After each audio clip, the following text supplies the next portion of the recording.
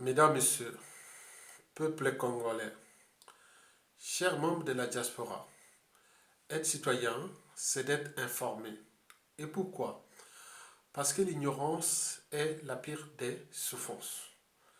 Le savoir et la connaissance vous libèrent. Être citoyen, c'est d'agir en permanence. Et pourquoi? Parce qu'aucune cause n'est perdue d'avance. Et surtout quand elle est digne, juste, noble, légitime et voire civilisationnelle. Donc, seule la lutte libère. Parce que sans lutte, il n'y a pas de liberté ni de la dignité de l'individu et encore moins d'un peuple. Sans lutte, il n'y a pas de respect du but même de la condition humaine de l'individu et encore moins d'un peuple. Sans lutte, il n'y a pas de justice rendue à l'individu et encore moins à un peuple. Donc, seule la lutte libère. Mesdames, Messieurs, peuple congolais, pour info, voici l'éclairage du fameux maudit dialogue de Wando sur fond des contraintes et des menaces. Et pourquoi? Pour ce faire, vous allez comprendre individuellement et collectivement. 1. La date est choisie pour ce maudit dialogue de Wando et sa signification. 2. La problématique de ce maudit dialogue de Wando. 3. Les enjeux de ce dialogue. 4. Des contraintes qu'ont subies les participants. Et enfin, 5. Les menaces qui ont subi les participants, les hésitants, les résistants et autres à ce maudit dialogue. Mesdames, Messieurs, peuple congolais, chers membres de la diaspora, sans tarder, voici l'éclairage de ce non-événement pour le peuple congolais, ou plutôt de ce maudit dialogue de Wando, convoqué par le dictateur Denis Sassou Nguesso, à bout de souffle, au bout du rouleau, craintif, fébrile, paranoïaque, insomniaque, qui, en apparence serein, mais en aparté ou en privé, il ne sait plus distinguer le vrai du faux. Il a la peur de payer la rançon de la gloire, l'humiliation. À défaut, la rançon de ses crimes, la justice du peuple. Mesdames, Messieurs, peuple congolais, chers membres de la diaspora, la date de ce maudit dialogue ne fut pas choisie par hasard. Vous le savez tous que du 3 au 6 mars 2022 va se tenir à Oando, dans la cuvette centre, le maudit dialogue en sauce Denis Sassou Nguesso. D'abord le mois. Pourquoi ce mois? Le mois de mars. Historiquement, depuis 52 ans, le mois de mars au Congo, c'est le mois du deuil, du malheur. C'est le mois où Sassou Nguesso est au sommet de sa mégalomanie et de son cynisme. Depuis les affaires de Kinganga en 1970, en passant par l'assassinat du commandant Marine Ngouabi, du cardinal Ebi Biaïnda, du président Alpha Massabadeba, l'affaire du 4 mars 2012, tous les hold-up électoraux de Sassou Nguesso, que le 4 mars. Parce que le 4 mars, c'est le mois préféré des Sassou Nguesso. Parce que le mois de mars est le mois, peut-être dans sa tête, dans son aliénation, dans l'occultisme, l'ésotérisme et autres, c'est le calendrier maçonnique. Le mois de mars est l'un des mois les plus précieux du calendrier maçonnique. Donc, la signification du mois de mars ou de ce mois est déjà ésotérique, soi-disant mystique et autres. Lucifer, vous le savez très bien. Et donc, le mois de mars n'est pas choisi par hasard. Parce que Guy Brice Parfait Kolela fut assassiné le 21 mars. Vous vous souvenez du 4 mars. Donc il y en a tellement de dates du 4 mars. Depuis 1970, on peut en citer tant que, depuis que Sassou Nguesso est Sassou Nguesso. Toujours le mois de mars. Le mois de tous les dangers pour les Congos, pour les Congolais. Mais la date du 3 au 6 mars, elle est aussi significative. Parce que c'est pour oublier les événements du 4 mars 2012, 10 ans déjà, et que les victimes sont abandonnées à eux-mêmes, que ça se laisse ça dans les paniers de la conciliation, réconciliation, contentieux historique à venir. Donc il vous dit, bon, voilà, c'est pour vous-même, débrouillez-vous après moi. Voilà, tant pis, je m'en fous. Même si majoritairement, les victimes étaient du Nord, des quartiers Nord, ou soi-disant son fief électoral et autres. Qu'est-ce qu'il n'a rien à foutre? Il n'a rien à foutre. Un dictateur défend ses intérêts. Mais nous, on parle de Nord, Sud, Est, Ouest, l'appartenance. Non.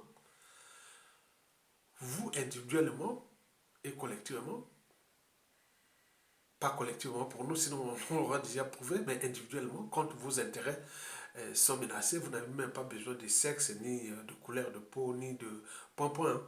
Hein? Vous défendez vos intérêts. Le dictateur Sassou Nguesso, c'est pareil. Mais vous perdez votre temps sur les tribalismes, la géopolitique. Mais ça, c'est l'énergie qui nourrit les régimes. Il a besoin de ça pour créer, pour diviser pour mieux pétiner, diviser pour mieux régner. Vous voyez? Donc, les dates du 3 au 6 ne sont pas choisies par hasard. Parce qu'il veut brouiller les conséquences du 4 mars 2012. Maintenant, il faut aller voir aussi la ville, pourquoi elle a choisi Ouando. Ouando, déjà le PCT, vous savez que le premier secrétaire du PCT, elle est soi-disant, entre guillemets, originaire de Ouando, un Kouyou. Ouando, c'est un marin Wabi. Et donc, vous imaginez, il y a tout un symbole. Parce que Sassou Nguesso, depuis qu'il est Sassou Nguesso, n'a cessé d'humilier les Kouyous, qui sont devenus presque ses indigènes et ses esclaves. Donc, il est dans son élément, il est chez lui. Il peut même venir danser au Congo et autres pour les humilier.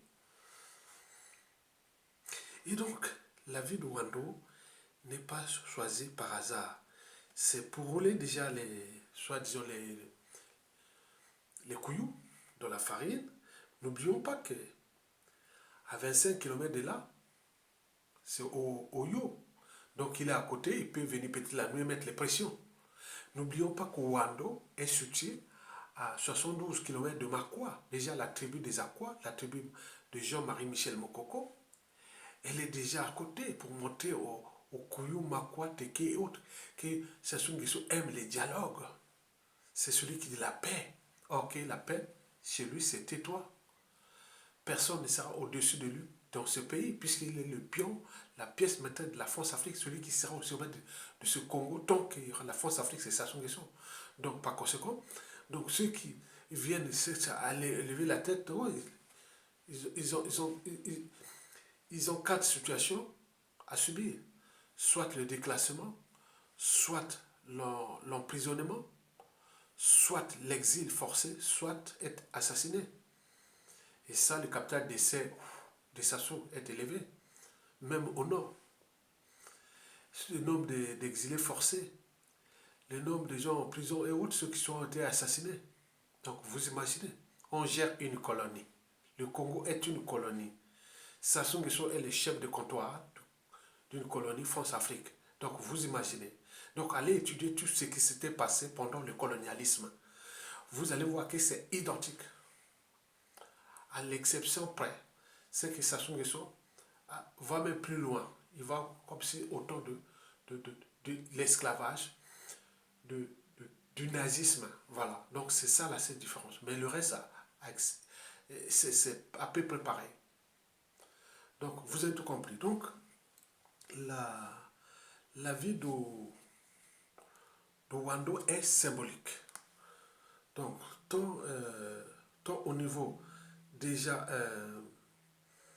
ethnique, culturel, et n'oublions pas aussi géopolitique et autres.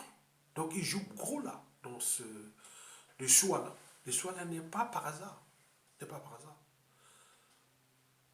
Donc vous avez tout compris, c'est tout un symbole. Donc les intellectuels, les journalistes, les politologues, je vous donne les outils de réflexion pour cette journée pour que vous puissiez nourrir le débat. Le but est de veiller, de sensibiliser, de conscientiser la population. Parce que quand les idées pénètrent euh, euh, les individus, les peuples, les masses, ces peuples-là deviennent informés, ils sont libres, ils deviennent puissants au moment où il y aura les mouvements où les changements seront déjà très armés. Donc nous vous laissons les outils de réflexion. Donc la signification de cette date et de ce lieu est triple. Moi, je pense que c'est d'abord franc-maçonnique, deux, ethnique, et trois, aussi en rapport avec ces trois maladies mentales. Le mensonge, la mégalomanie et le cynisme. Mesdames, Messieurs, chers membres de la diaspora, quelle est la problématique de ce maudit dialogue de Rwanda?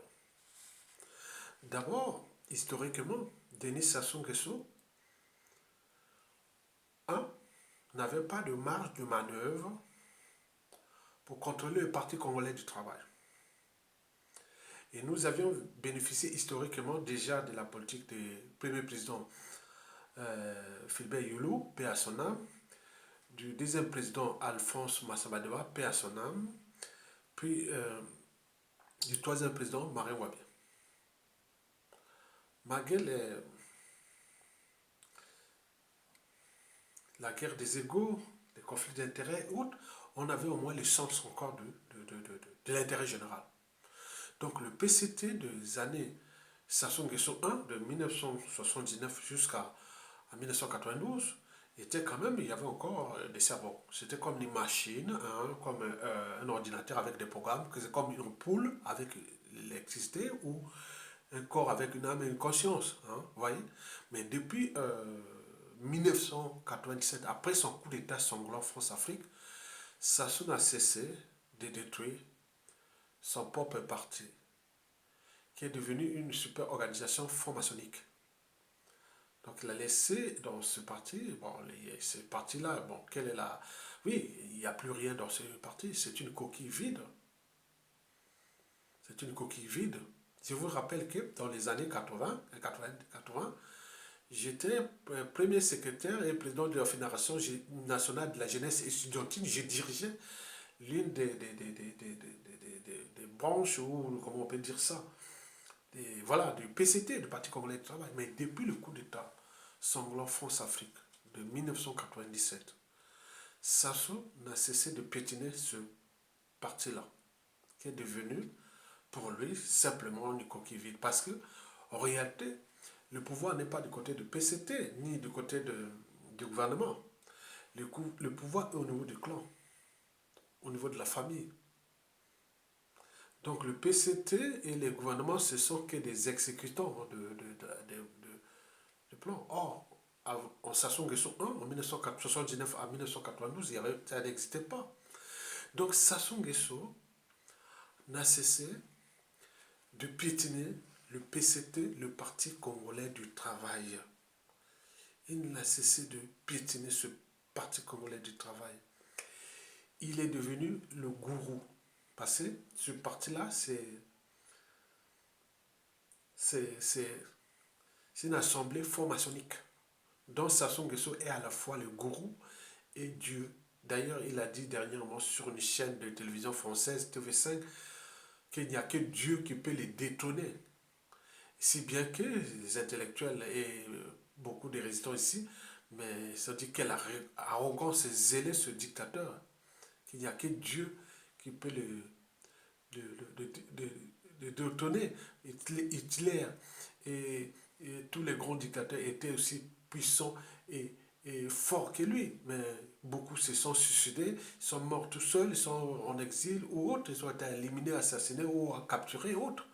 Donc, c'est un peu... voilà. Donc, vous vous imaginez à quel niveau Sassou Nguesso est dans la signification de ces trois maladies mentales. Le mensonge, la mégalomanie et le cynisme.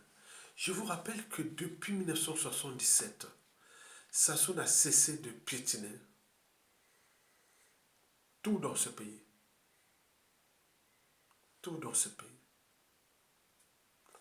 Alors, lui, il voit très bien que l'opposition est laminée, le peuple piétiné par les menaces, la brutalité, la violence, la terreur.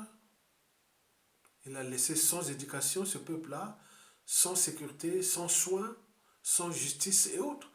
Donc c'est un peuple qui devient inerte ou impuissant à ses souffrances. Aussi au niveau parfois du parti et autres. Donc Sassou Nguesso, la problématique que va poser ce maudit dialogue est de savoir qui reste de la part d'humanité dans ce pays. Qui reste de la part d'humanité dans ce pays. C'est ça. Donc ces participants-là, à ce maudit dialogue-là, donc Sassou Nguesso va rester là à Royo, il regarde très bien, hein, il voit là, transmet peut-être à la télévision ou pas, il voit ça, il regarde qui reste de ces participants de leur part d'humanité, puisque je l'ai fait à beaucoup de gens dans ce pays qui sont maintenant se taisent. Certains ont désactivé leurs fonctions cognitives et autres. Donc en réalité, Sassou Nguesso, qui se conçoit, lui, comme un conquérant armé, donc il n'y aura pas de plus fort que lui, personne ne viendra de boulonner. Donc il fait qu'à sa tête. Donc, il conçoit les participants là comme ces sujets, ces indigènes, ces esclaves, ces pauvres gars, quoi, des cafards. Ils servent la diarrhée, voilà. Donc il les regarde comme ça. Oh. Parce que quand quelqu'un est dans le cynisme, comme Sassou Nguesso, avec ses trois maladies mentales, c'est-à-dire le cynisme, la mégalomanie et le mensonge, il les regarde. Oh. Il prend du plaisir. Sassou prend du plaisir avec ces gens-là. Donc il est en train de voir qui reste de ces participants ou des Congolais de leur part d'humanité. Vous savez que notre part d'humanité, selon ma conception, intègre à la fois la philosophie, le droit, la morale, les sciences, l'anthropologie et tout compagnie, culture et civilisation. Je pense que notre part d'humanité, quelque part, elle réside sur 8 valeurs. 8. 8 valeurs. La première valeur, c'est la raison. Et donc, Denis Sassou Nguesso doit se dire que est-ce que ces participants-là sont-ils raisonnables? Ils savent que depuis que je suis Sassou Nguesso, les dialogues-là ne servent à rien. Pour moi, c'est seulement pour la discrétion, pour la conservation de ma tyrannie et autres. C'est tout. Est-ce que ces gens-là sont conscient qu'il y en a eu d'autres dialogues, des dialogues à la queue qui ne servent à rien. Mais ils viennent là. Donc, Sassou Nguesso doit se dire, donc, la première valeur de notre part d'humanité, Sassou va certainement les humilier. La raison, très important. La deuxième valeur de notre part d'humanité, c'est notre liberté.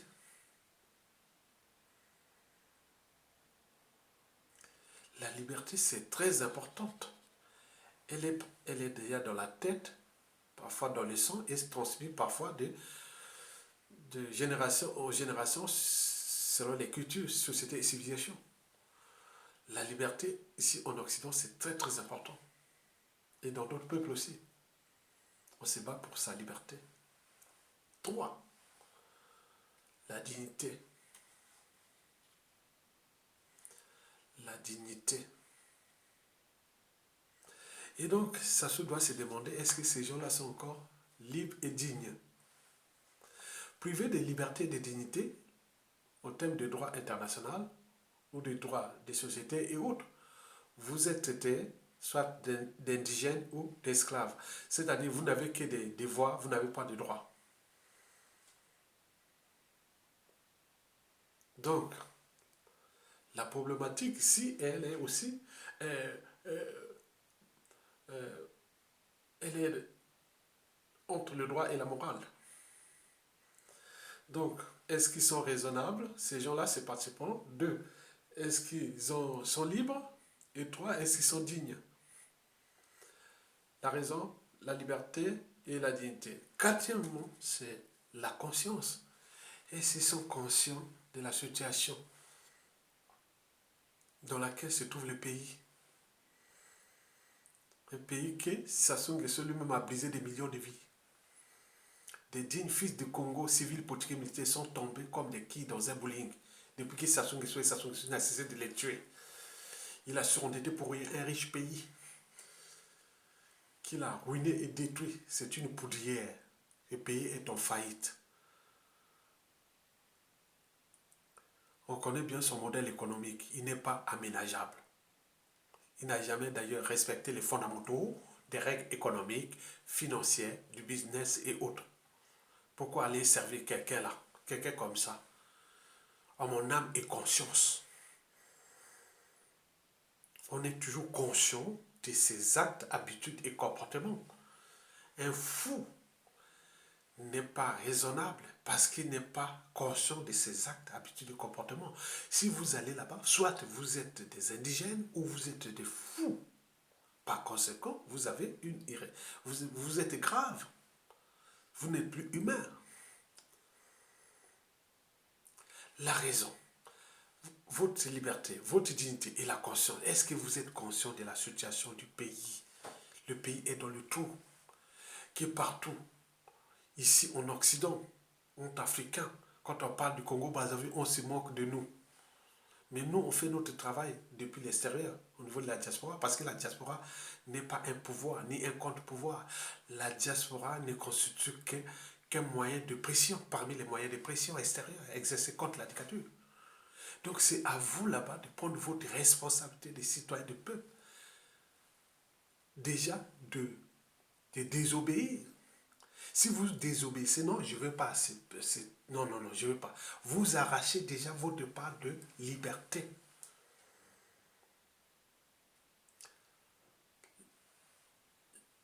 La liberté, c'est l'humain. L'animal n'est pas libre parce que l'animal est l'incarnation d'une totale servitude à la nature. On ne peut parler de liberté que pour un être qui s'est affranchi de ses valeurs, que je suis en train de vous les citer. Cinquièmement, c'est la résilience, la capacité à surmonter des épreuves. Sassou Nguesso, on connaît bien la traversée du désert entre 1992 et 1997. Je l'ai vu ici sur les bords, là, à côté de 7e, 8e, 7e, là, quelque part là-bas. En 1994-95, il avait maigri. Il connaît bien comment payer, voilà, quand vous perdez le pouvoir, quand vous avez fait du mal à votre pays. Il en a eu la chance parce qu'il y avait sa fille, la défunte fille, Edith Bongo, et arrivé de Jacques Chirac, et quelques complicités de transfert du PCT qui était au sein du pouvoir de l'Issouba. Sinon, ça serait été perdu. Un État, c'est un monstre froid. Donc, ne vous laissez pas vous humilier par Sassou, par un être mortel qui n'est que de passage sur terre, qui va, il va nous laisser une merde. Ne vous laissez pas humilier par un pouvoir accidentel. Son pouvoir n'est pas une loi naturelle. Il est arrivé par le sang des Congolais. Donc, vous êtes en train de servir un régime criminel. La conservation d'un régime criminel. Complicité des crimes en loi pénale. Mesdames, Messieurs, la résilience, c'est la capacité à surmonter les épreuves. Il y a des gens ici, dans la diaspora, ou même au pays, on en a beaucoup, disent non, je préfère préserver la raison, 2, ma liberté, 3, ma dignité, 4, ma conscience, et donc ils deviennent 5, la résilience. Ils sont là. Beaucoup ont perdu leur vie. Beaucoup ont laissé, mais ils ont éduqué, ils ont laissé ça. Mais au moins, ont l'air âme et conscience. Ils ont la conscience tranquille, ils peuvent dormir tranquillement.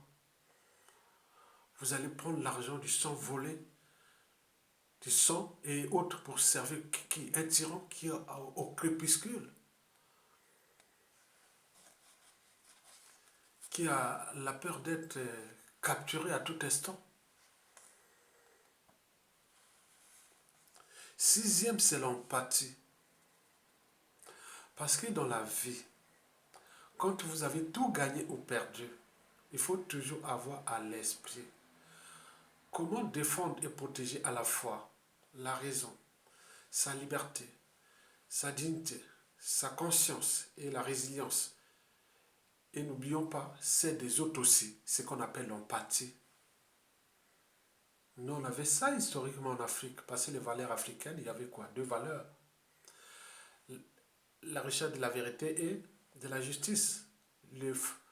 Au final, nous, la politique en Afrique, historiquement, nos institutions étaient toujours à la recherche de la solidarité. Le peuple souffre, mais pourquoi vous ne venez pas être du côté du peuple? Ou réfléchir et trouver les solutions pour les dégager. Et vous allez rentrer dans l'entonnoir, dans le piège là-bas. Vous savez que c'est comme de rentrer dans la mafia. Vous trouverez tout dans la mafia sauf la sortie.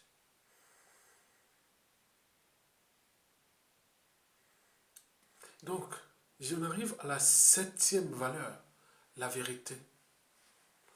La vérité. Sassou Nguesso, c'est un reptilien. Ce sont des humains à son foi. Vérité ou mensonge, c'est pareil. La vérité, c'est très important. La vérité tient de ces 6 valeurs précitées. 1. La raison, sa liberté, sa dignité, sa conscience, la résilience et l'empathie. La vérité, c'est très important. Pour mesurer nos propos, on a besoin de la vérité. C'est là où on tire la force. Or, que ça soit vérité ou mensonge, c'est pareil. Il va dire, il va raconter. Lui, c'est comme on dit, bon, les Congolais, les gens sont bien, ils peuvent raconter ça n'importe quoi. Un monsieur comme ça qui veut qu'il y ait du mensonge.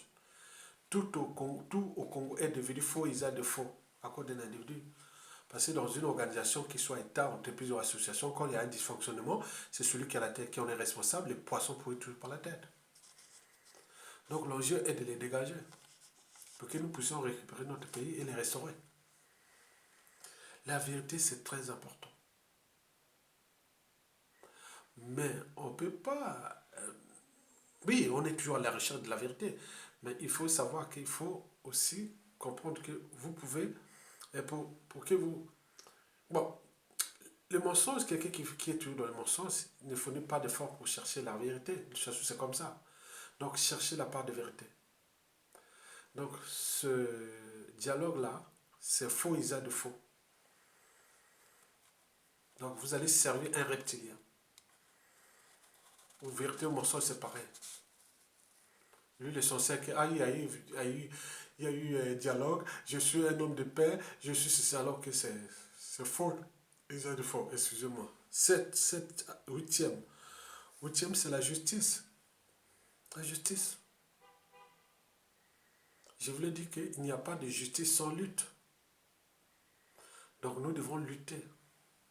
Partout en Afrique, les gens luttent pour leur liberté, dignité, souveraineté, démocratie, autres. Vous êtes là en train de rentrer, aller collaborer avec un dictateur où je vois la plupart des participants, même pas, ils sont presque des enfants. Hein. Beaucoup, ce sont, moi j'ai vu c'était des élèves que j'ai enseignés au lycée. Mesdames, Messieurs, peuple congolais. Donc, la problématique ici posée porte à examiner déjà le sens de l'humanité de ces gens-là. Est-ce que Kimutu, Bomoto? Non. Soit Kimutu, Momoto. Donc, quelque part, Sassou Nguesso doit les considérer comme des rats, des cafards, c'est tout. Mesdames et Messieurs, peuple congolais. Voici maintenant les enjeux de ce dialogue de Wando. Il y en a en fait trois enjeux. Premièrement, premier enjeu, ce dialogue-là rentre les mécanismes de la conservation de la tyrannie de Denis Sassou Nguesso. Je l'ai toujours dit que les dialogues dans une dictature France-Afrique rentrent dans les mécanismes de la conservation de la dictature. Donc on passe par les référendums anticonstitutionnels, coup d'état constitutionnel qu'on peut dire, hold-up électoraux, dialogue et autres, c'est dans les mécanismes de la conservation de la tyrannie. Donc ces gens-là rentrent de leur plein gré dans la conservation de la tyrannie de Denis Sassou Nguesso. Donc ils sont contre le peuple. Deux, le dialogue Sassou Nguesso, là, le dialogue là, rentre dans l'agenda France-Afrique. Oui, agenda France-Afrique. Vous savez que tout ce que Sassou fait en ce moment, depuis, c'est toujours succession avec, comme on est en France-Afrique, comme en France, j'ai vu exactement. Quand les gens, j'ai vu même les photos, les gens ont pris des photos des policiers à l'ambassade là-bas, ou les gendarmes, vous croyez que vous êtes dans un commissariat, euh, ici en France, dans une gendarmerie en France, même tenue, même ceci à l'ambassade, comme si en France. Là, par exemple, au moment du Covid-19, couvre-feu ou tout ça se fait, ça enlève les couvre-feu autres, lui enlève, donc ça suit les calendriers France-Afrique. C'est un pion, c'est une pièce maîtresse de la France-Afrique. Donc, il y a des élections présidentielles là d'ici peu. Et donc, oui, il y a des élections présidentielles, sauf que je ne peux pas voter. Hein. Moi, je suis resté congolais, mais mes enfants votent. Hein. La première a voté en 2017, les deux autres vont voter aussi cette année, donc tout le monde, trois qui votent avec ça. Donc moi, je parle, voilà. Donc, il y aura les législatives au mois de juin ici en France.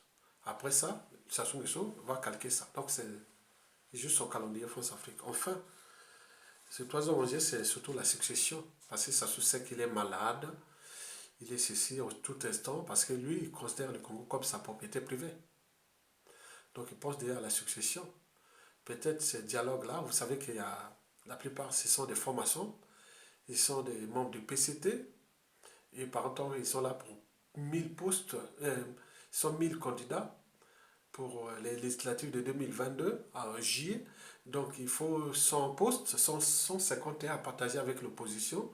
Ils vont peut-être laisser 20 à l'opposition et 130 à eux. Donc les 30 membres, les gens qui vont venir là-bas, donc ils vont se battre pour ces 130 postes de députés pour venir servir Sassou Nguesso qui à tout instant peut placer un vice-président à l'Assemblée tyrannique des Azores et préparer la succession de gré à gré ou par la dynastie.